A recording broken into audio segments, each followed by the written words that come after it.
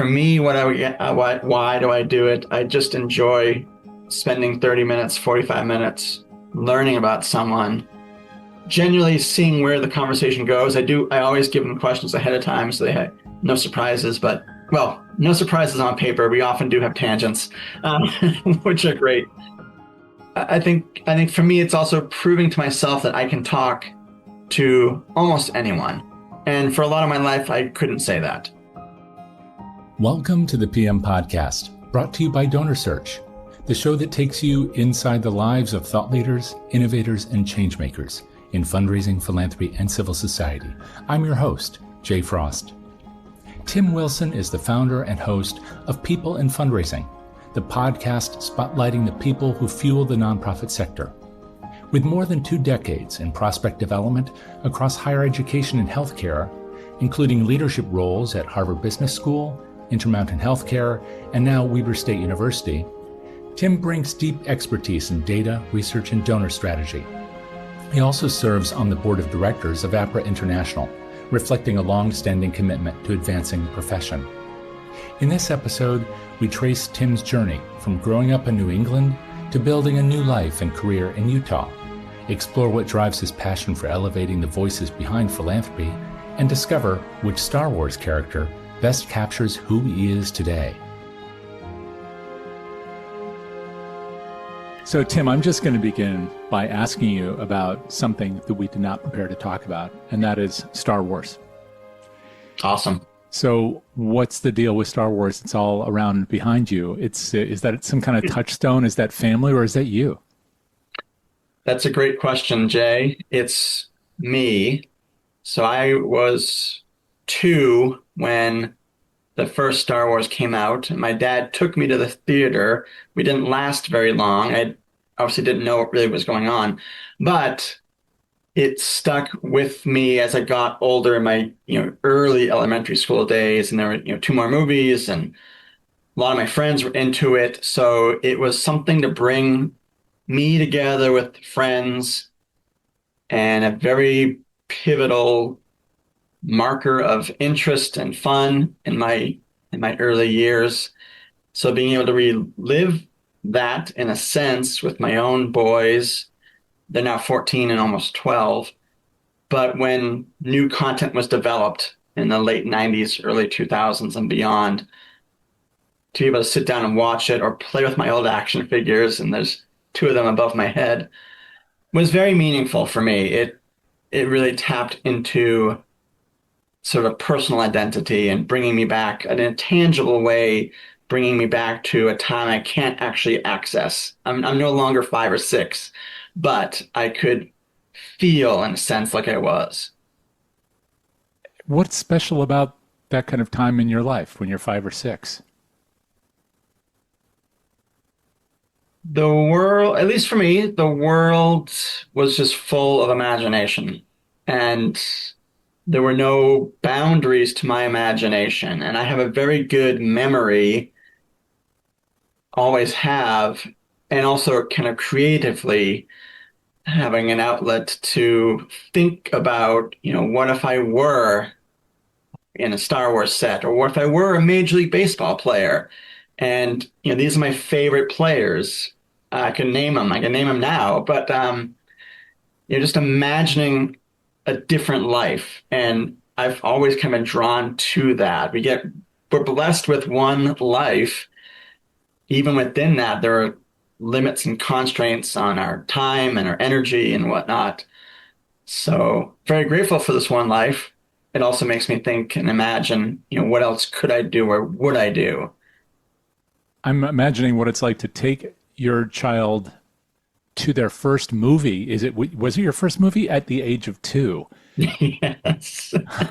And obviously you don't remember it, despite your great memory and recall, but it says something about your dad, doesn't it? That he was willing to introduce this kind of big, amazing world of fantasy to his young son. Were you, first of all, were you the only child at that point?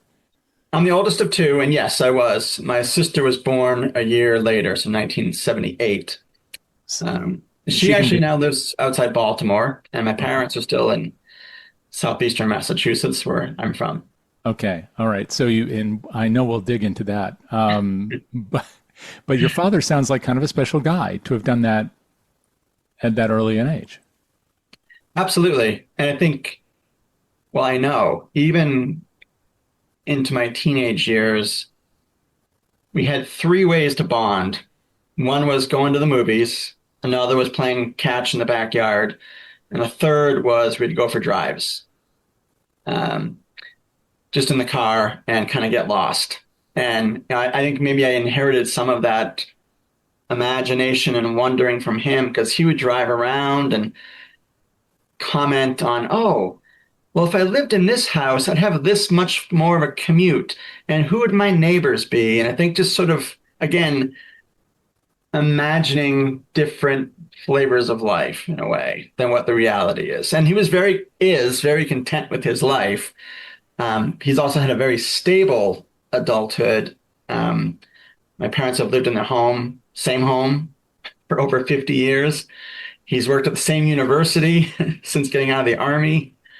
So, Wow. Which and university? Bridgewater State University. And so I grew up with that as my backyard. Literally, I could see it from my backyard. And I loved that. And I think that subliminally had an influence on where I wanted to work, whether that was in a library, at a university, or ultimately landing at universities in development. Yeah. Because you've spent a lot of time in the university arena. Yes, And that's also a place of imagination, or at least it can be. can be. Yes. So you were looking over, growing up there, seeing the university. That's kind of interesting too, because a lot of times with our parents, I guess we have a vague idea of what they do, but we don't necessarily see them doing it or walking off to it. That's true. And that's where I might be a little different from others. My parents' house, again, I mean, a block away from the university. And so my dad had great flexibility, even in the 80s when it wasn't really a thing career-wise. He was a morning person, get up at 5 in the morning, go over to the office, work for a few hours, come back, get the house going. My mom was a stay-at-home mom, like a lot of moms in my neighborhood. And this is again early 80s. And so then he'd come back and take us to school, or he'd be home when we got home sometimes. But it also meant that he was working nights and working weekends because he was in public relations. So taking photographs, taking video, interviewing people, which is where I get some of my interviewing interest. But he would take my sister and me over to the university on Saturdays and Sundays just to give my mom a little bit of a rest. And so we'd go in the dark room when my dad would be developing film. And we would just, he's like, hey, there's a candy machine on this floor, and you can go into this classroom, and we just write on the board. And it was really fun. And again, very imaginative. Like I could pretend to be a teacher, my sister would be the student, and vice versa. And so that was really special, and just made me get a little bit of an insight into what his day to day was like. And this is the early 80s. You were born when? What year? January 1975. So I Okay. turned 50 this year. You're almost a Stranger Things kid. Almost. Yes. And the world wasn't that dangerous, really. For those who are watching the series and don't know, it wasn't that dangerous at the time. The world was not, two different planes or anything. But there was a world of imagination. So the games that they play in that show are kind of reminiscent of all the things we're talking about right now, where you invent your role and then you play it out. But it's Yes. also done within the cocoon of a kind of a decent, it sounds like a decent life for you. Yes, absolutely. Absolutely.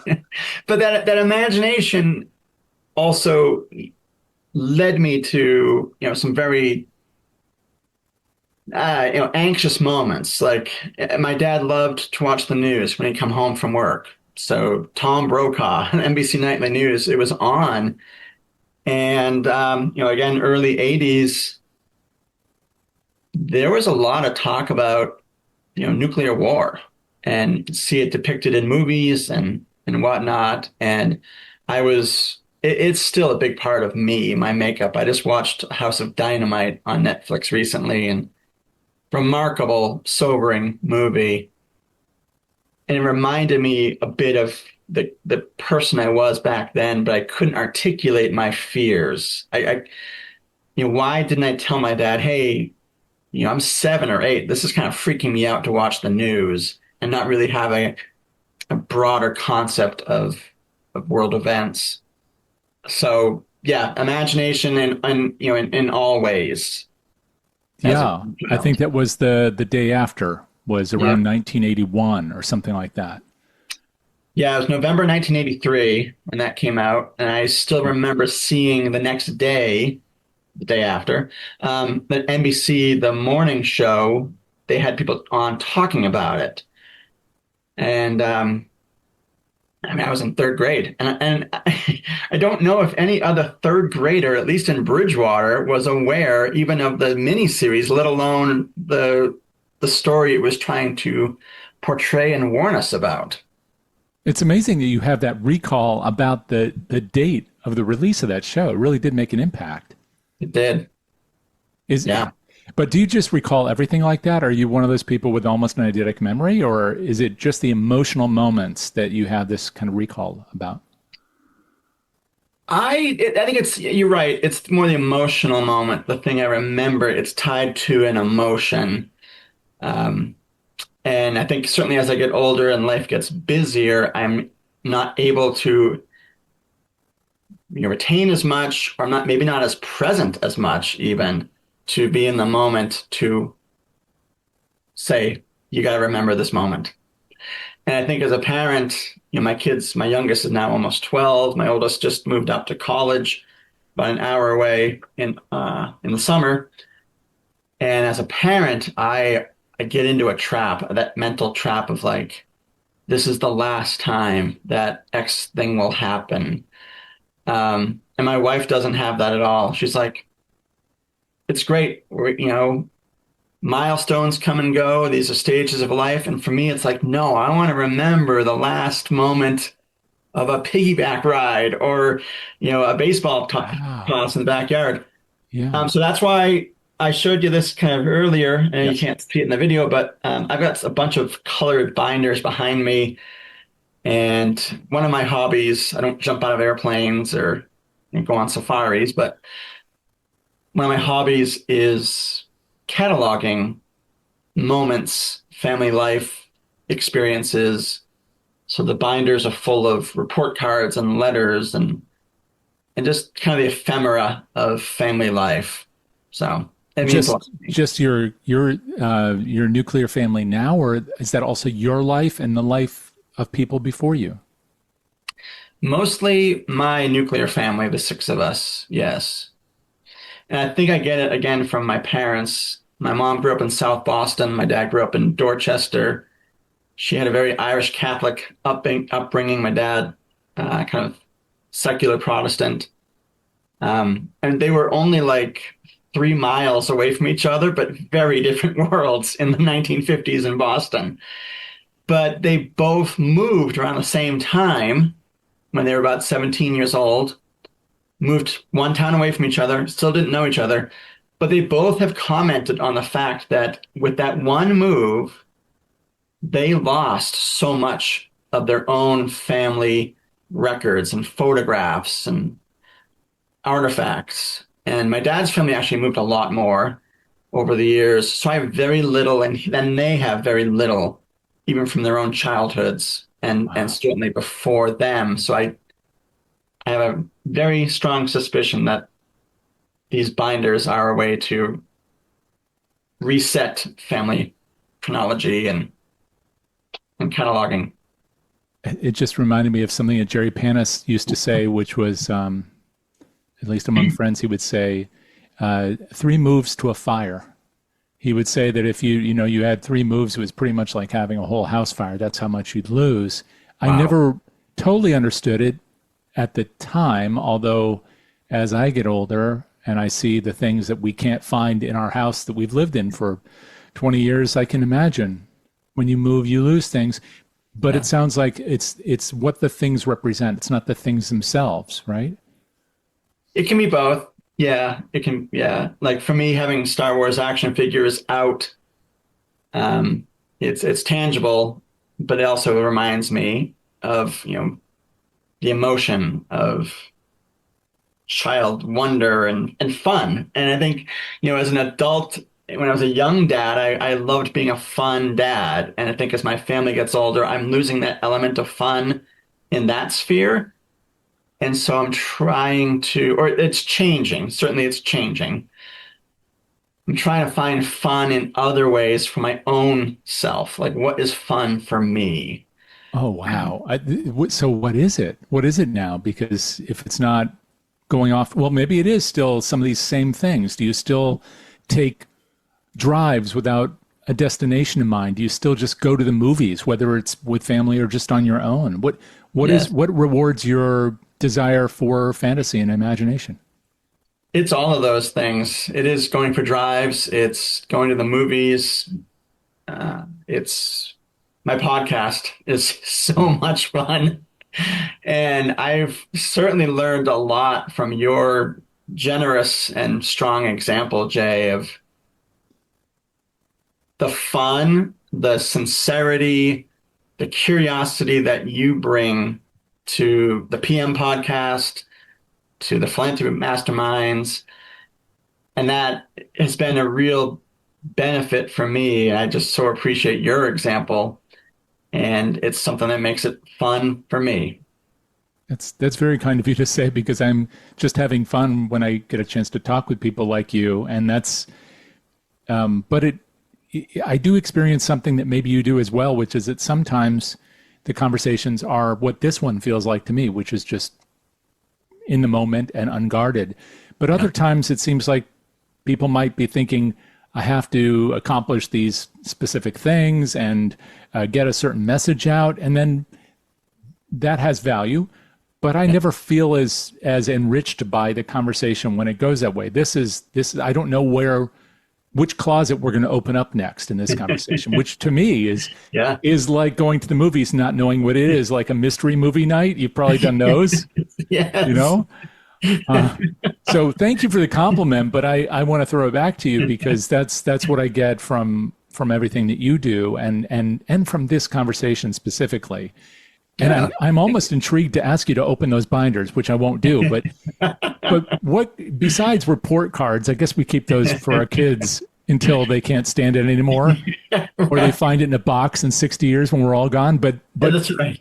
what else is in there as a kind of a touchstone that you try to keep, especially because it's going to be you and your wife, right, Yeah. and the kids. So it's Yeah. the joining of families, like the joining of your father and your mother was the Yeah. joining of families.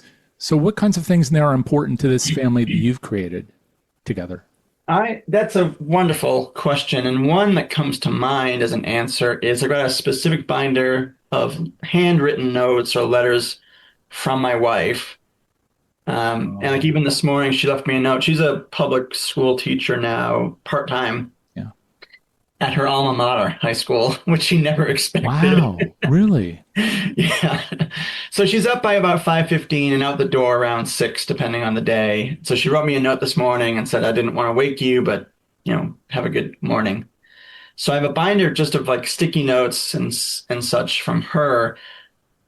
But this, I think that's one direct answer to the question, but maybe tying into a specific theme of today's conversation, there are a few letters from her that she gave me about 10 years ago.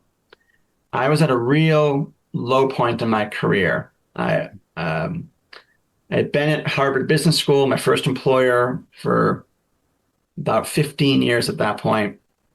Great benefits, a reasonable commute. I could bike to work when the weather was nice. I broke my collarbone doing it one What? time. Oh, And then it led to a blood clot scare, and I almost died. And that was in 2013. And my wife and I had 3 young kids and a fourth on the way. So thank the Lord, I'm still here. Wow. Um, so that was a tangent, but there were some letters from her around fall 2015, 2016. We were weighing some decisions about job opportunities out here in Utah, where I am now. And I just felt, I felt this rush of like, I can build up a prospect development program. We know Utah because my wife is from there. We've got a lot of family. It's a very family friendly environment. Yeah. Um, so it wasn't like us moving to the Upper Peninsula of Michigan with not knowing anyone. And I was that's nothing against the Upper nothing Peninsula. against it. I No, haven't been there and I'd love to go. it's a beautiful place. There's not a Yeah. lot of people up there either, but it's beautiful. And so for, from all the personal reasons, it felt like really this is the next step. And then the career reasons, it felt good enough. Certainly the opportunity, salaries didn't quite align with what we needed. And so there were a lot of notes in there from my wife about, I believe in you. I believe in us. I don't think this is the right opportunity. I know how hard you have worked to make this happen. You've been very thoughtful. You're kind of putting all the eggs into this one basket, but the financial egg is going to crack if we go forward. Um, but I was Right. desperate. I was just, one of my notes here is I kept telling my wife around 2016 that I was kind of dying on the vine career wise. I was, again, very blessed, certainly. Had a great job, health care, all of that. Great team, but an embarrassment of riches. We had a pretty big team of prospect researchers. I was just kind of doing the same thing over and over again, like reactive event bios and whatnot. And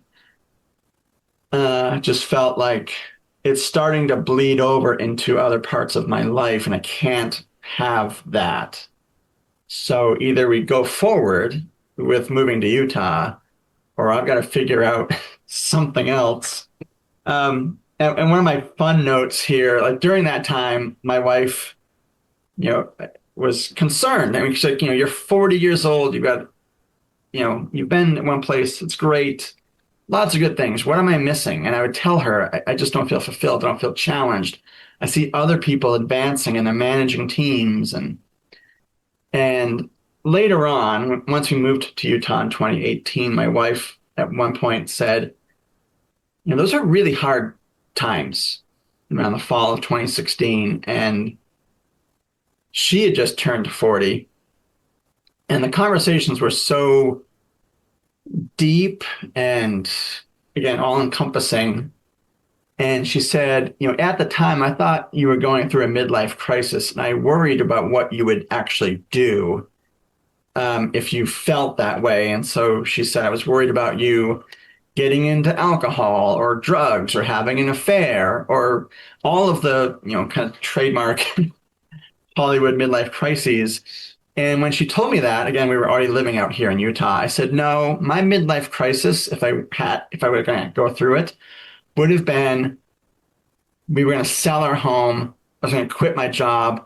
We were going to move to Utah with no plan and dream it all up again, just like you two did in the late 1980s, coming off of Joshua Tree and Rattle and Hum. And then they're like, people don't like us. They don't like this musical direction we're going in. We might break up. And Bono at a New Year's Eve concert in Dublin said, we've got to go away and dream it all up again.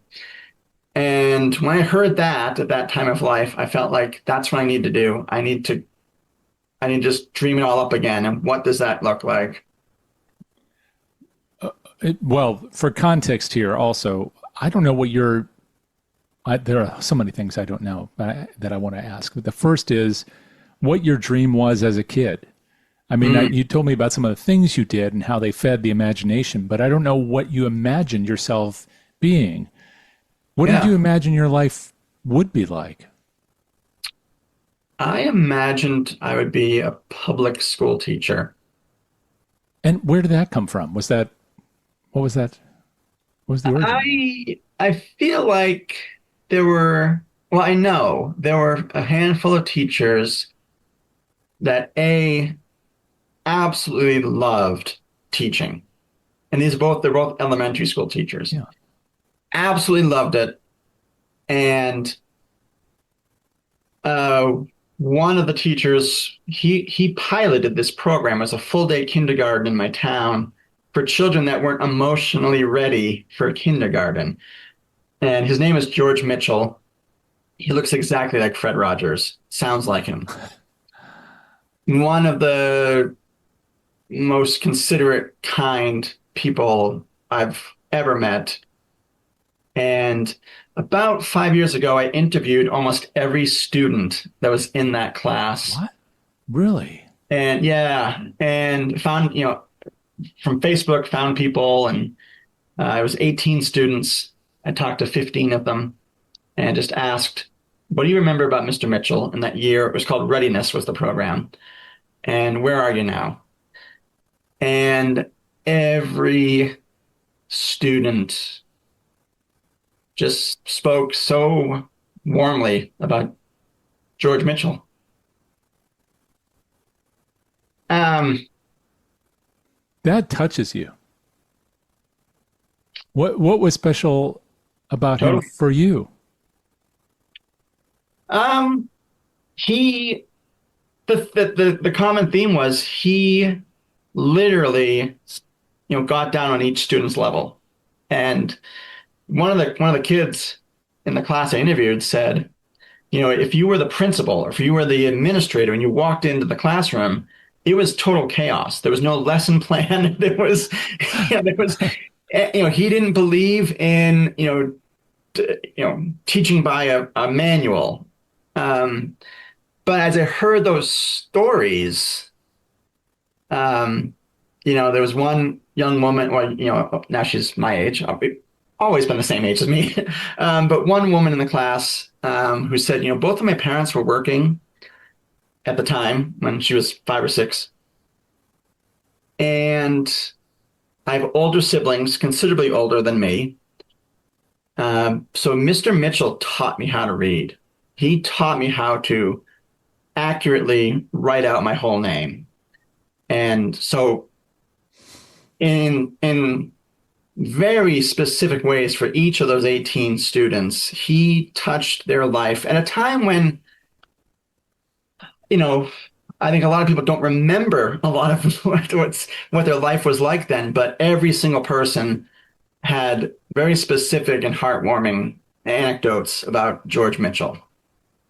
So I think I looked to his example and thought, um, I certainly couldn't, connect in the way that he did with the hundreds of students over time, but I loved the sentiment of like connecting kind of at that person's level, knowing what they need.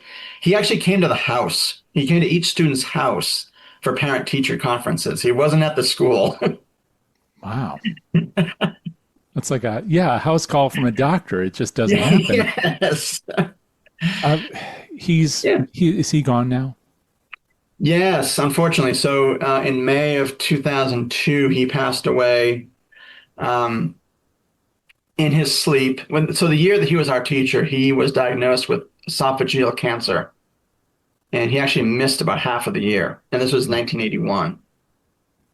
And then he got remarried to a woman in our town that was really involved in the schools as well. So kind of a blended family. All of the kids were in the Bridgewater school system, and very kind people, all of them. So yeah, he passed away in his sleep, and yeah, that was May of 2002. And the day of his funeral, so school was still in session theoretically, but all the schools in Bridgewater were closed that day. Um, so I know that there are other teachers, I'm sure, who were profoundly influential in your life, but you decided to go and interview your classmates Yeah, who were your classmates when they were 5 and 6 years old. Why did you choose to do those interviews? Was it just for your own edification? Was it for a project to honor him? What was the driving force behind that? Couple things come to mind. One is something that you shared when I interviewed you earlier this year, and you mentioned how you have, and I'm paraphrasing, and correct me if I'm wrong, please, but you mentioned that you have a very strong interest in maintaining relationships with a lot of people, even if the thread is pretty thin. And when you said that, that was like an epiphany for me because I felt very similarly. And I think, getting to know you a little bit, talking to you as a guest and vice versa, I feel like, we maybe we cut from the same cloth in some of these really important ways. So that was it for me too, was to pull on that very thin thread and see what is there still. And then as much as I could, I kept it a surprise from his wife and children. I turned it into a book, very light editing and transcribing. And each of the students sent me a photo of their current family dynamic and whatnot. So I turned it into a book, and we met on one of my trips back to Massachusetts and gave the books to his wife and some of his kids. And I had a couple of the students actually be at the school with me when I did that.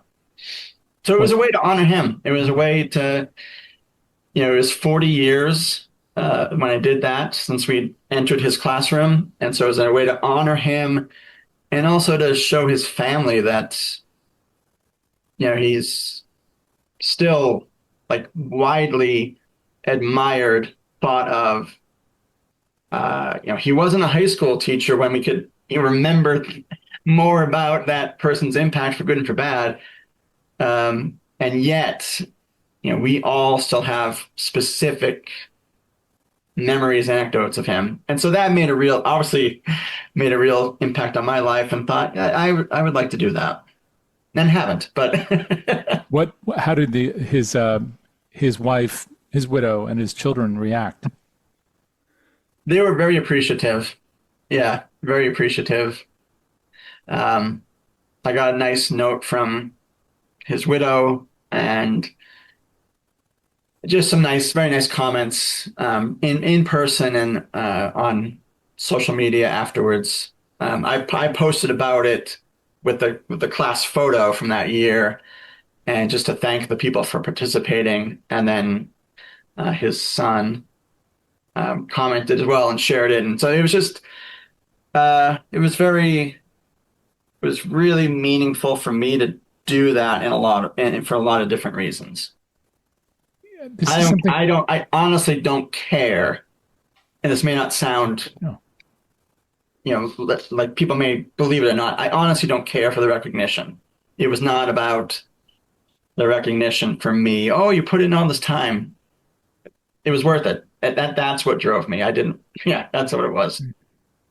It fulfilled me. I think about this a lot, actually, about remembering people not just when things happen, not just at that moment in time, but later, and how that can be so impactful, because this was 20 years after more than that, I guess, or close to that after he passed.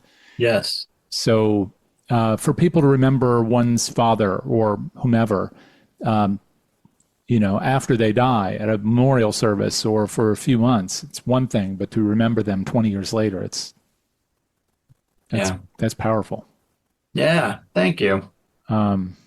So you were obviously inspired by this. Plus I know your dad wasn't a teacher, but he was going off to Bridgewater every day during your formative years. And so you thought you might be a teacher, which is funny because you were telling me about the drives and Star Wars and playing catch. And I was thinking, well, maybe you wanted to be a baseball player. But anyway, you made your way through school, and then you went off. You didn't just go to Bridgewater. I didn't. Which would have been great, I'm sure. Good school. But what happened? So there are a couple of times when I know that I've disappointed my parents profoundly, at least in terms of what they wanted for me. My mom, again, a woman of immense Christian faith, at one point said, I was probably in seventh grade or so, it would just be an honor if you became a priest. Oh Uh, my. so I didn't take that route. Um, and yeah, not going to Bridgewater State, I think, was another one of those kind of disappointing moments. I went to UMass Amherst, about 2 hours away, and had a great education. And it was close enough that we could visit, I could visit. Um, so yeah, I've always had some tie to a university setting in my life. And you were not studying theology there. So what were you studying? How did this how did this lead to what you ended up doing? What were you Um, studying? I had a double major in history and Germanic languages and literatures. So my junior year, I lived in Southwest Germany for 1 year, Oh wow. Freiburg Okay. and Breisgau. My dad was a U.S. Army soldier in the height of the Vietnam War. His unit was actually supposed to be deployed to Southeast Asia. And at the time, he didn't know much about what was going on. This was 1966. And he's like, oh, okay, we're going to Vietnam. All right. And then I don't know how close it was from that moment to where they actually found out where they're going, but my dad remembers that, oh no, this unit's being shipped to West Germany near the French border. He had an amazing experience there. And so I think, growing up, he would try and teach me some German. And I've always liked languages. And I liked the idea of at some point kind of parlay that into living in Europe. So that was, I think I had a pretty natural aptitude for German at least. It's learning it. I mean, if you dropped me in Berlin right now, I'd be able to get around without speaking any English. So, he influenced me in that way as well. So yeah, and then, I graduated college in 1999 and I think, well, maybe I'll be a teacher. Maybe I'll go into library science. And But then something else. actually, But before you go away from that, I just have to oh, say yeah. that the Nibelungenlied is what comes to mind when you when you talk about Germanic languages and literature. So the literature of that region, there's a lot of epic literature, among other things. Yes, you are exactly right. So again, this world of imagination, Yes, used for good or for ill, depending upon who's holding on to it. But pretty extraordinary stories of what of this kind of mystical realm. I'm sure that absolutely. that must have. What was attractive about that to you? You have hit it on so well. Yes, it was that mystical element, and again, that fascination, the imagination, because my university town was right on the edge of the Black Forest, the Schwarzwald, Wow. which is where a lot of those Hansel and Gretel stories either, emanate from or adopted from that area. So I just loved it. I met people from all over Europe and elsewhere, and felt really at home, honestly, in some ways that um, I've never been able to replicate. But you left. Well, I had to, yeah. Well, you could have gone back, but you chose not to. Yes, and again, kind of marrying going back to Europe to being a teacher. I did think about going back and teaching English, probably in Eastern Europe, which at the time was still in those toddler steps, baby steps coming out of communist rule and Yeah. open markets and such. But yeah, I life just life just happened in other ways. So you then made this change in direction, and so when did you start doing this work? I was 25, and it was the fall of 2000, and I got a full-time job after temping at Harvard Business School for a few months. And I got a full-time job in prospect research. Knew nothing about it. Okay, so how did you get introduced to it? Because this is the story. I know you ask people a lot, and everybody has this story. Or was it just looking at an ad in the paper? And by the way, there were newspapers back then for people who are There, just listening to this. But how did you hear about it?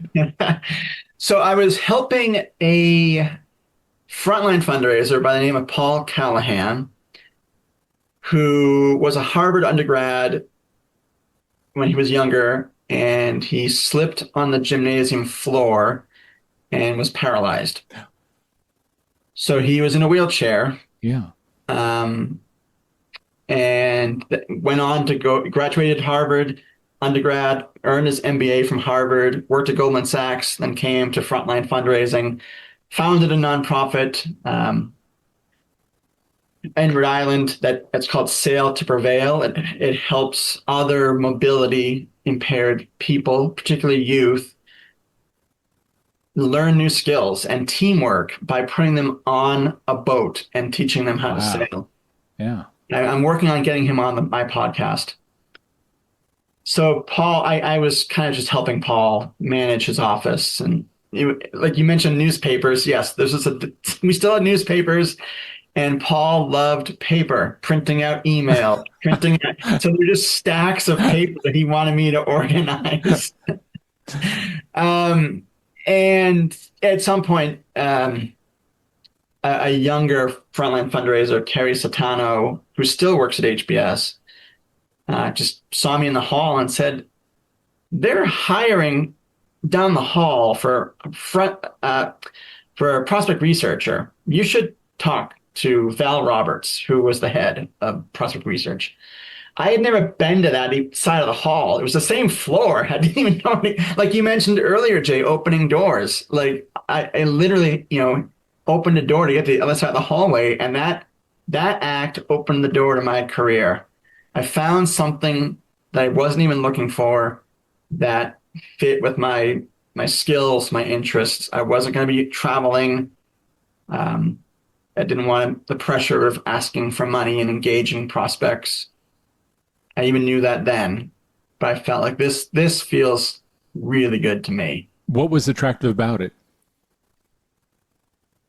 Well, at that point in my career, doing a lot of research bios, it was the writing. It was how do I take the information I can find from reunion books and online and craft a narrative about who this prospect is and what funding needs we have that may be attractive to this person based on what we know about them. And I loved the idea of painting a narrative that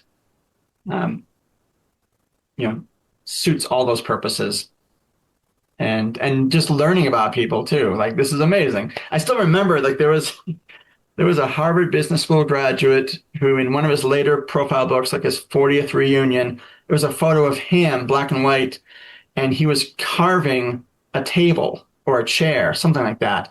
And that's what he had done most of his professional life after graduating. He did not become a titan of industry. And I just thought that is an amazing story. Because certainly lots of people have expectations when you come out of a top flight university, including your own. And he just felt like, no. The Germans have a word for it called Zeitenwende, which means the turning point.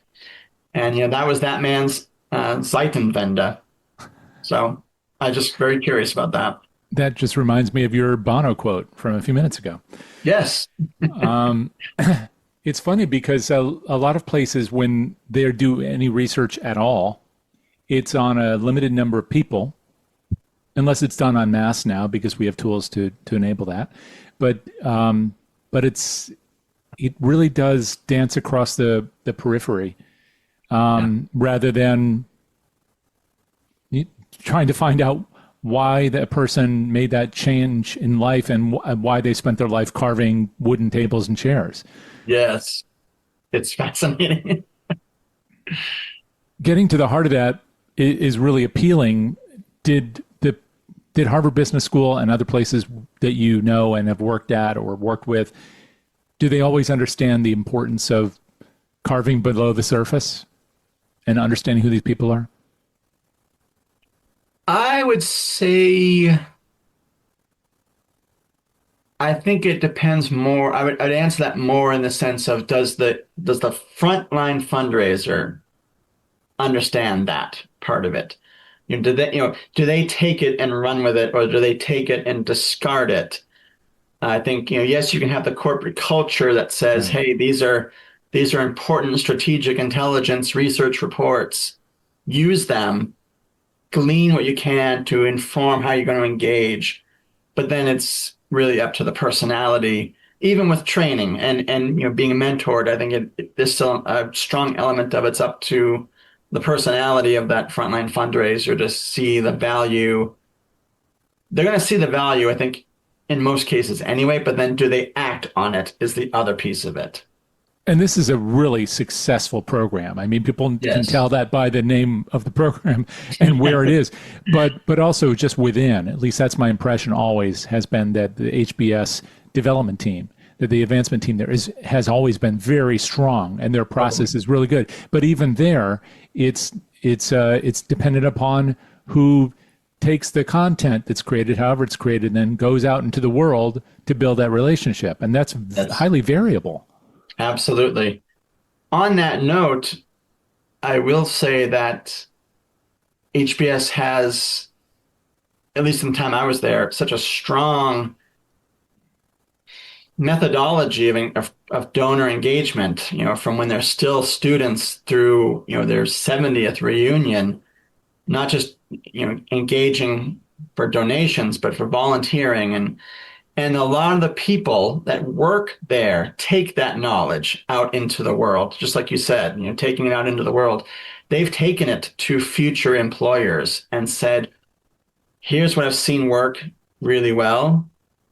Let's adopt some of this to our needs here. And I think that's been a really good benefit for a lot of the people that I worked with over time there.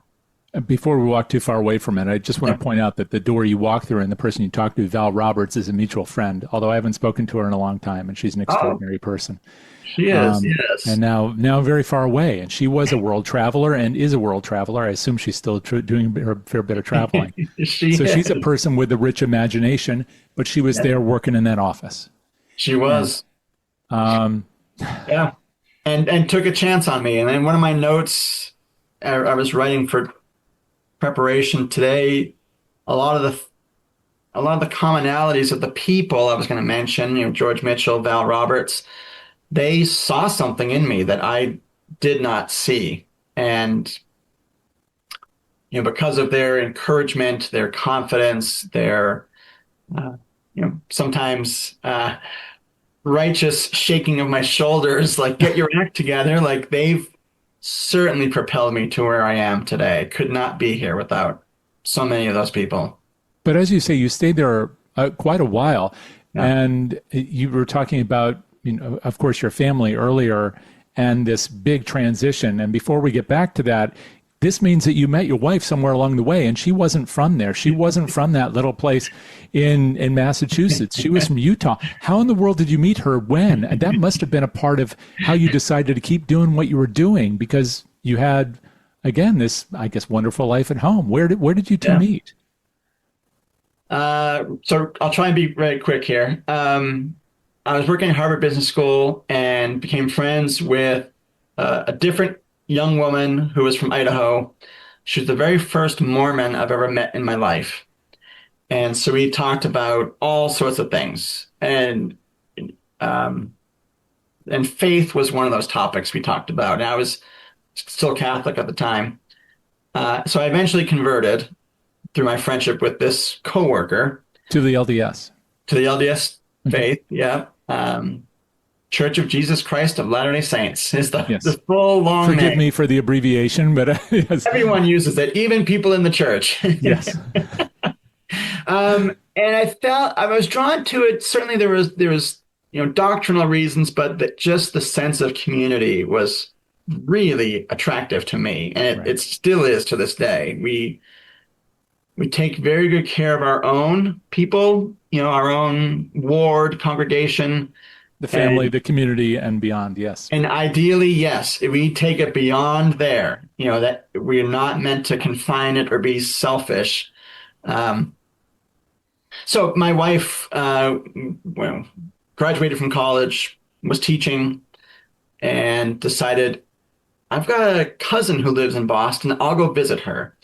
That visit turned into my wife moving out to Boston. We met at church. I ended up dating the girl that, introduced me to the church. We broke up. My wife, my soon-to-be wife, moved in as a roommate with that now ex-girlfriend. Wow, that is complicated. I hope That they all was got along because that was tricky. And then my wife was dating a guy in California. When he would come to visit her, he would stay at my apartment. oh So, wow. so eventually those relationships ended, and my wife and I got together. And it's been 20 years of marriage this year. So, Wow. Okay. So you were married while you were working at Harvard yeah, and then continued working there for a long time. long time. This was Yeah. 16 years? Just a little bit more. Yeah. Yeah. And I've got to mention him by name too. Tim Enman, who works at Memorial Sloan Kettering as a data scientist. He was on the Nedra board. And again, the idea of seeing something in me. I was a volunteer on a committee he was managing. And I felt like Nedra is full of the brightest stars in the Milky Way. Yep. Why would they ever want me? And at some point, Tim said, you really should be on the board. I want to encourage you to be on the board. I if I thought about it more than a second, it was like, I've got to do this, then this, then this, then this, then this, then this, and then like 10 years down the road, I'll apply for the board. But Tim Enman fast tracked it, and I honestly feel like he gave me a spark in my career that it carries to this day. Again, it was someone else seeing something I had of value to contribute. And it really gave me a boost in my career. I've told him as much. I wrote him a note and mailed it to him. And I highly encourage people to do that. If there's been a mentor or someone who has opened a door for you, a handwritten note, and I know we can do text and phone call too, but I just think for someone that likes to hold on to a lot of stuff, as you can see behind me, that makes a tremendous difference to that Yeah. recipient. This is the New England Development Research Association, if that's still the full name of NEDRA that you're talking Yeah. about, which was kind of a brain trust of researchers in the country and was not a chapter of Apra, and then it was eventually amalgamated into Apra, but it still has its own unique identity and leadership. Yeah. So you were doing that work, and now, of course, you're also serving on the Apra board. So Yes. so Yeah. these Just things are started in connected. September. Yeah. So you were in that role, and I guess you kept satisfied in part because HBS is a great place and Yes. and good people there, and I'm sure lots of work to do. And also, you had a chance to work with people within NEDRA in that realm. But at a certain point, obviously, that was where this conflict came from. The thing that your wife thought was a midlife crisis, that you were going to buy a Corvette and drive off somewhere or something. But you weren't going to do that. You just wanted something else. What was the something else? The something else was feeling challenged and fulfilled and stretched professionally, coupled with a safer community for my family and community for my family. So we lived outside Boston. We had great next door neighbors, but it was a very transient church community. Like, people would come to Boston for an internship, medical school. Yeah. They'd move away after a couple of years. So our kids every year, and they were still like relatively young, but it's like every year, oh, we gotta say goodbye to this family and that family, and you won't see your friends anymore. That started to get hard, even for them at that age. And I took that on. And my wife was like, no, this is great. Like, our kids are one of only two Caucasian families in their school. Don't you see the value in that and for them as they grow up? And yes, I do. Honestly, I saw the value in it. I also saw the other side of not the diversity piece, but the other side of aspects of where we lived that were really not good. I woke up one morning, took the trash out, and there was blood stains on a car in front of our house. Wow. So that was just, I'm like, we got to get out of here. So you saw that, and then your first reaction was Unsafe. We need to for move. the kids, right? All of us. Yeah. And we actually did. We had a woman break into our home to escape confrontation in our front yard. Yeah. And my kids woke up to that. So like there were some times that were really tough. And I thought, if we just move to a different neighborhood, or if we move, and then it became a ripple effect. Well, if we move to a neighborhood, new house, new school, I'm still going to have a long commute. And so for me, I was not able to separate the personal and professional. Other people certainly can, but for me, I thought I want to be a present family man. I don't want to be commuting an hour and a half each way. Back when we commuted every day. Uh, So there's a lot that I put into it yeah. myself. I'm also imagining that, that there weren't, it wasn't a large church community necessarily in Utah, Yes, would be. yes, totally true. Um, but it sounds like your wife wasn't banging on the door and saying, let's go back and kids would go to BYU. So this is interesting because that was not how you grew up, but I guess you made that commitment, not just religiously, not just a faith commitment, but obviously to family and then to finding an environment where you could get all these things kind of satisfied. Yes. So had you been to Utah? Had you ever been there before you made this decision to move there?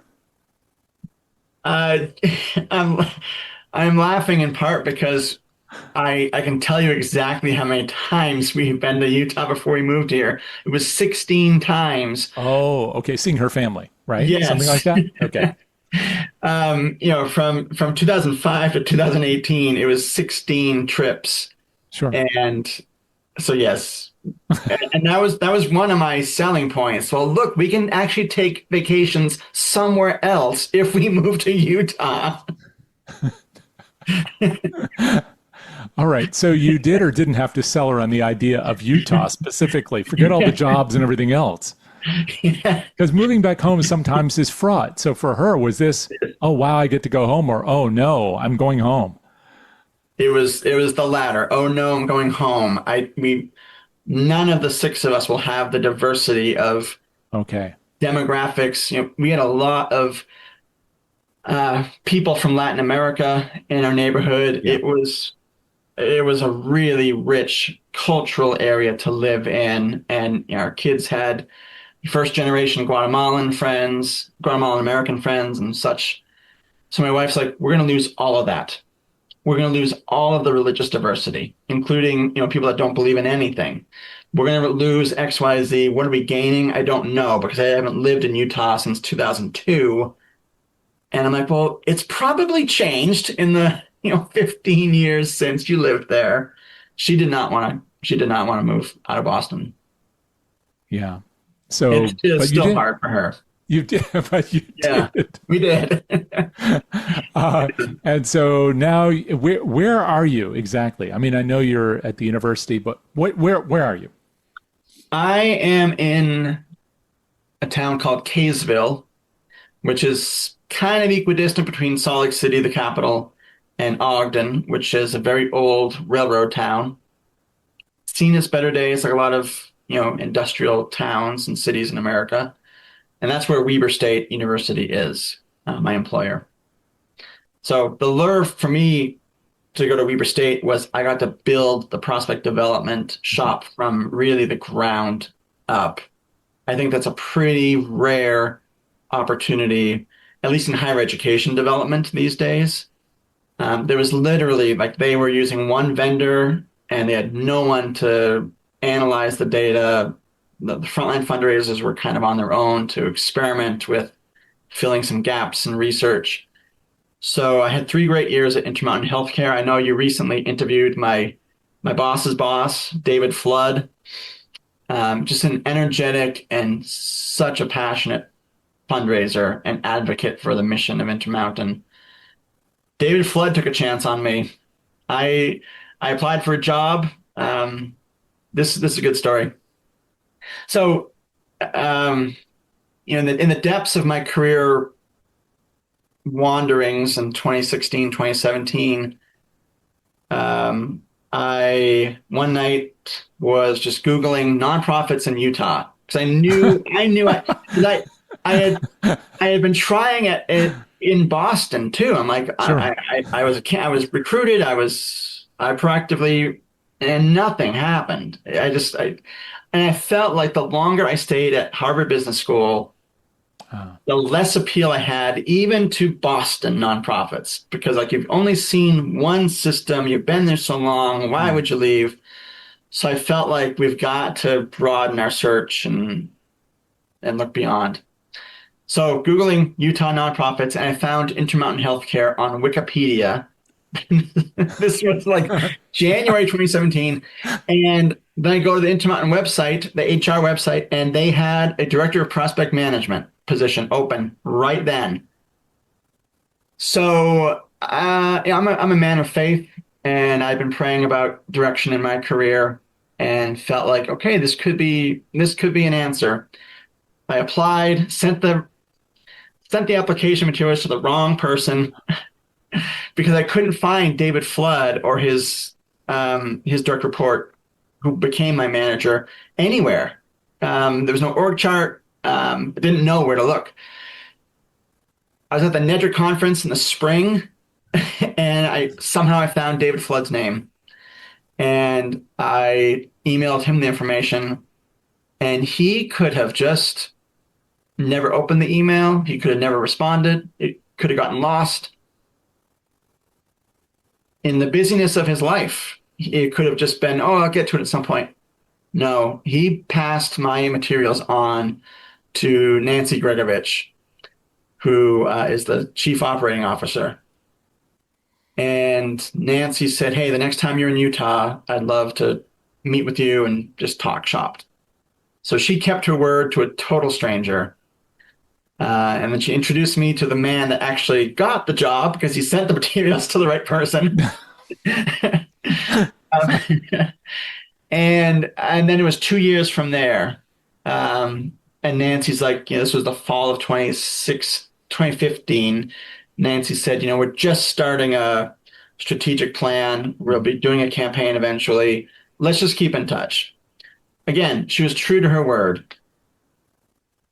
Around the day that the strategic plan was finalized, I felt impressed to email Nancy. She wrote back and said, the strategic plan is done. Let's talk, because the job is going to be open for a junior analyst. And so it just went from there. And so 3 years there and then over to Weber State. And Yeah. you've been there ever since and building the shop. And now Yes. it's built. I mean, how many people are working with you now? We have 10 frontline fundraisers. We have a campaign manager, vice president of advancement, and I have a half-time research analyst. So it's pretty small shop. But did this satisfy that itch? Totally. Absolutely. Absolutely. Intermountain was amazing. I got an opportunity to manage a team of researchers, recruit. I built upon the prospect development shop that my predecessor who recruited me, Jason Beffert, started, because they didn't have prospect management research functions before Jason got there in 2015. So I saw what he did, saw what worked well, including how he interacted with frontline fundraisers. And I just tried to adopt that to where I am now. But that didn't satisfy all the urges, because the interview piece that you've talked about throughout and that you do religiously with your own podcast And then you did with, obviously, with your elementary school teacher. Maybe you've done other projects too. This is a different kind of piece. This is almost tapping into that, not just the curiosity, but also the history piece that's been a fabric of all of this work. How did that all start? Why did you start doing that? When did you start doing that? I had the idea out of regret. That's, I think, well, that's one of the ingredients of it. When I wrote this down, relocating for a job, moving my family across the country, cracked open who I was as a person and as a coworker. Again, because one place so long, kind of felt that I was seen in a certain light by my coworkers. Oh, that's the research team down the hall. You know, I had a lot on my mind. I had 4 young kids at home and a wife who was a stay-at-home mother. So socializing with my colleagues back then wasn't really an option consistently. But moving here, I just felt like I want to enjoy work. And this is a chance to enjoy work and build my skills. And so I'd go out once a month to all the different hospitals, meet with the frontline fundraisers, learn about them, and just felt that I am more extroverted than I probably imagined I ever was. I think I leaned heavily into the introverted identity. And just talking with people, hey, you're also not from Utah. Tell me how you ended up here, or you are from Utah and you're not Mormon. What's that like? Just learning what makes people tick and why they make the decisions they do to get to where they are at that point in life. And certainly was easier, as much as I ever really didn't like being in an office 5 days a week. That environment enabled me and others certainly to get to know your coworkers a lot more deeply, consistently than hybrid and fully remote. So that was when I'm like, so the regret piece of it is I'm learning all about these new people. What did I miss learning about my old coworkers? And could I have developed some friendships if I had just taken more time? So it was kind of a regret. And so I just vowed to myself, talk to people more and learn about them. You, Tim, have a natural curiosity for it. So that's when I'm like, okay, I'm learning about Jay as a coworker and what he does and why he's living where he does. But I want to know the story of your career too. So that's where the podcast idea came from. And when did that launch? It launched in March of 22. So you had already been through also the period, I don't know what it was like right there, but around the country, we were also largely working from home, again, in a state of isolation. Yes. So coming out of that, then I'm sure we were even more fueled to talk to people who had lived through this collective strange experience too. You're how many episodes in now? I just aired my 159th yesterday with Mario Hernandez from Venezuela. So, and what was the first one? The first one was Tabitha Butler, and she was a coworker, friend of mine at Intermountain Health. And right before I left, she went up to Idaho State for a similar reason, like the ability to build up leadership giving, annual giving in a place that didn't have it. That lure of I can make it my own, and that is so challenging and exciting. So I wanted to talk with her, and she also was one of the first people that liked the idea. I pitched it to a couple of coworkers and former coworkers, and people were either genuinely supportive or cautiously supportive. But Tabitha said, "No, I want to do this. Let's do this." So, yeah. You've had all these interviews now. Are you seeing a common thread anywhere, like a hero's journey? Because if you didn't really necessarily know, like you said, you worked with people, but you didn't necessarily know their origin story. Yes. And now you're learning their origin story. Are a lot of them having this Bono moment I think so. I do. Yeah, they would use maybe different terms, hero's journey, certainly, or resilience. I fell into XYZ part of fundraising, nonprofit work, and felt that it aligned with my skills, my identity, giving back to the world in some sense. That definitely is a through line just of how they can, in their own ways, professionally give back. I don't go as deep into the personal as you so graciously do in your PM podcast. I do try and keep it. Tell me a little bit about who you are as a professional and your story, a little bit about who you are as a person. Um, but I really appreciate the time you give. I mean, you've been doing this PM podcast for about the same amount of time since 2022. That's right. Yeah, because we were doing other programs before that, but not like this. Yeah. And I'm interested also in this kind of what are people's backgrounds? What do they want? How do they want to be remembered? But also, is there a point of reinvention? That same thing that we'd find in a book.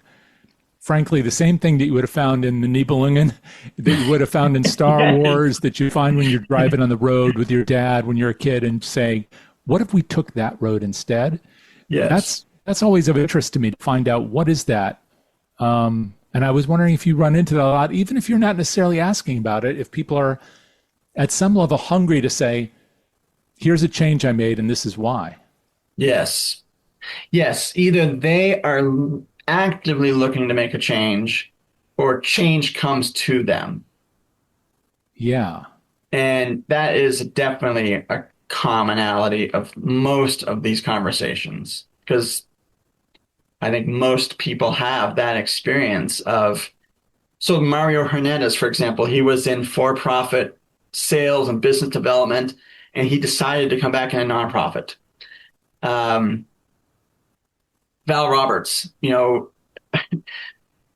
longtime prospect researcher, and then had this, as you mentioned, what fills her bucket is traveling the world. So now she's at a point where she's living in Panama, and like that, she has reinvented her life. She has totally uprooted who she was.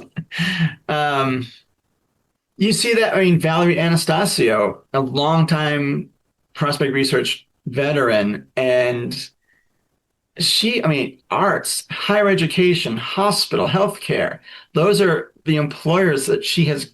I'm just very struck by people that have that diversity of career journey where they're not just, oh, I'm working at XYZ, put down my stakes, I'm here for the long haul.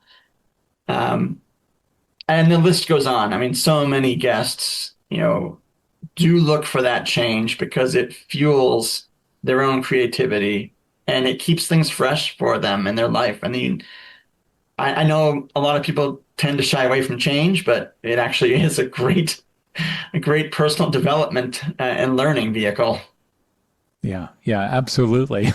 And you would have heard about a lot of people's changes through the course of doing this. I'm sure you also read about a lot of it and researched it with all these prospects over the years, but it's something different when people are telling you their story directly. Now, because you're a good dad, I'm sure you don't have any favorite children and you don't have any favorite podcast interviews, but is there something when you think about them right now, something that sticks out when you think of all these interviews that really, really hit you emotionally? I could name a few specific.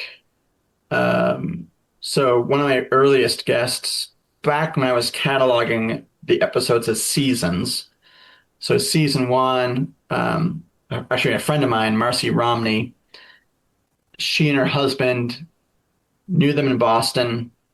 They're members of the same church, and they've been involved with a nonprofit called Co Africa, which builds schools Hmm. in Malawi and Botswana. And so I had Marcy on talking about Co Africa. And at some point she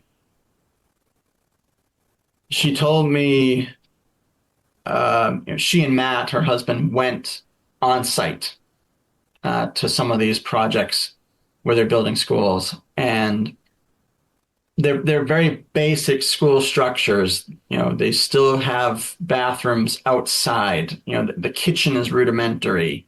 It's like a fire pit. They only build the school and they look for other people and nonprofits to supplement the infrastructure around the school. And Marcy said, we got to a school and there were no seats left in the school, and the older kids from the village or the villages were leaning in the window, the open window, leaning in because they were tall enough so they could hear the lesson and give the younger kids the space inside and the covering, the roof over their head, literally. So the younger kids could learn right from the teacher too. But they all were just so excited to be there, and they were waiting outside the school. And she just said that was such a remarkable and humbling experience to see that and to reflect on the privileges we have in this country where kids aren't fighting to get into a school and they're not walking miles to get to the school, and they're not they don't need to build their livelihood and sustain themselves in addition to school. It was very eye-opening for her. And yeah, like I remember getting emotional. Yeah. When you go through all these experiences of talking to all these people, it does have an impact on you. And I'm wondering where it goes from here for you. I mean, you can't interview 8 billion people. So and you probably aren't going to be at Weber State for that matter for the rest of your life. So where is all this leading? That's a great question, Jay. I would say in the short term, I have said this to a few guests. I'm looking for ways to keep the podcast fresh for me and fresh and relevant for the people that kindly tune in any form. And absolutely nothing about your prior guests, that I really have genuinely enjoyed talking with each person. I've just noticed the through line again, the threads of a lot of my guests are from healthcare and higher education, nonprofits, because that's my network. And that's so, again, nothing about them in a negative way. For me to keep it fresh, it would be interviewing people, more people, who are wearing multiple hats at a small nonprofit. So I have a list. And I think at some point you talked about having a spreadsheet of your own, ideal dream guests. I have a similar list. And yeah, like there's a ventriloquist museum in Kentucky, and I would love to interview whoever does fundraising for that museum. Wow. Um, that would give some life and oomph in a way that I think would just be fascinating to hear. Yeah, the Ringling Museum of Art in Florida is another one that comes to mind. I did talk to a fundraiser at the North American Bison Discovery Center in North Dakota. I Wow. loved that. So those types of spotlighting those types of nonprofits would be really awesome. Again, I had three, so that's one. Where does this go from here? So interviewing people, places like that. I have, I've long had a goal to interview 40 people of color consecutively and air their interviews. So almost the entire year, calendar year, would be people of color in nonprofits. That would be really meaningful for me. I genuinely want to spotlight those voices across our community, and for me to say, here's a whole year worth of people of color who work in nonprofits, and this is their experience, I think would be really meaningful. And the third is more international guests, however I want to define that. That's a lot right there. And I can imagine it's not 8 billion, but it's certainly many, many, many people. Yes. And so the thing that keeps you at it is ultimately what? What's the reason for doing it?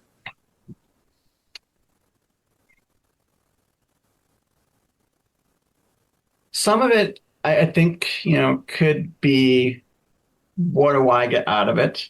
And other parts of it is what do the guests and the audience get out of it? So for me, what I would get, why do I do it? I just enjoy spending 30 minutes, 45 minutes learning about someone and genuinely seeing where the conversation goes. I always give them questions ahead of time so they have no surprises, but well, no surprises on paper. We often do have tangents, um, which are great.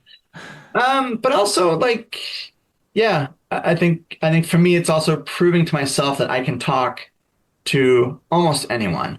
And for a lot of my life, I couldn't say that. But now you feel Yeah, that you can. Yeah. now I feel like I can. And again, it's like I mentioned a lot of people who over the years have seen something in me, and now I'm seeing something in myself too through this podcast. All right. So I've got a totally crazy off the Oh wall boy. question. So think about who you were as a kid watching those Star Wars movies, and then think about who you are today. Given what you just told me about how you see yourself in relationship to the world, questions you ask, the people you seek, the adventures you pursue. Who were you then? Which character were you in Star Wars back then, or do you identify with? And then who is it today? Oh boy. And has that changed? Wow. I think, man, that is a really good question. Because as a young kid, I was drawn to the the adventurism of Han Solo, and he just, made his own rules and came and went as he damned well pleased. But I would not identify with him, that character now or then. It was more the spirit of swashbuckling adventure and whatnot. Boy, I guess now I can identify with Luke Skywalker in the sense of in the first movie, A New Hope, he's he's he's torn and he's facing pressure from his aunt and uncle to stay on the farm. And he's like, no, I want to go off to the academy and be a starfighter. And his uncle says, I just need him for one more season. And I think that intergenerational conflict, what does what does the older person want versus the younger person? I see that with my parents and me, and I see that with me and my kids. Um, moving out here to Utah, my parents are still in Massachusetts. They did not pull hey, just one more year here. They didn't do that. They've been very supportive. But as the oldest child, it's still hard to, not be around.